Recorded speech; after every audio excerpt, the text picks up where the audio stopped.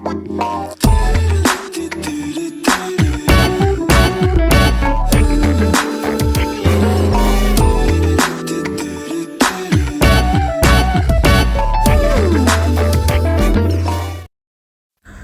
عليكم ورحمة الله وبركاته.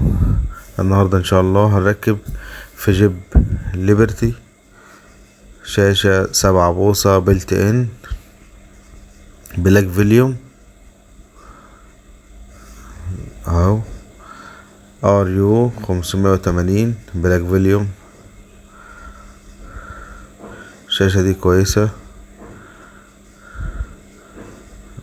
اهو، قوة 50 في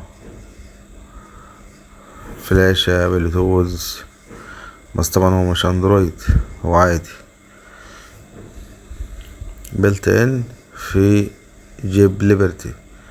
نجرب الشاشة كده قبل ما نركب برضو، وجربنا البلوتوز كل حاجة تمام نبتدي نركب.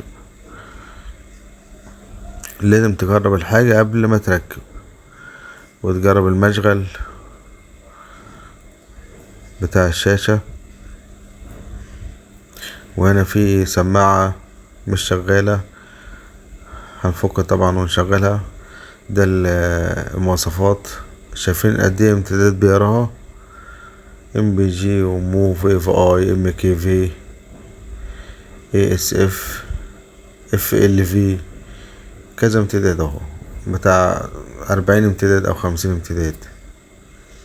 والصور نفس الكلام برضه اهو، تحت بيقرا كذا امتداد في الصور، USB SD MMC. تمام، دي مواصفات الجهاز.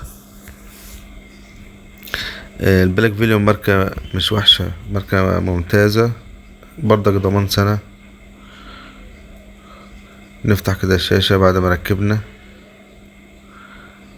شاشة 7 بوصة شكلها شياكة. كنا هنركب اللي هي 9 بوصة، طبعا العربية فيها أطفال فمش هينفع أركب فيها 9 بوصة عشان بتبقى بارزة سنة، فمش هينفع.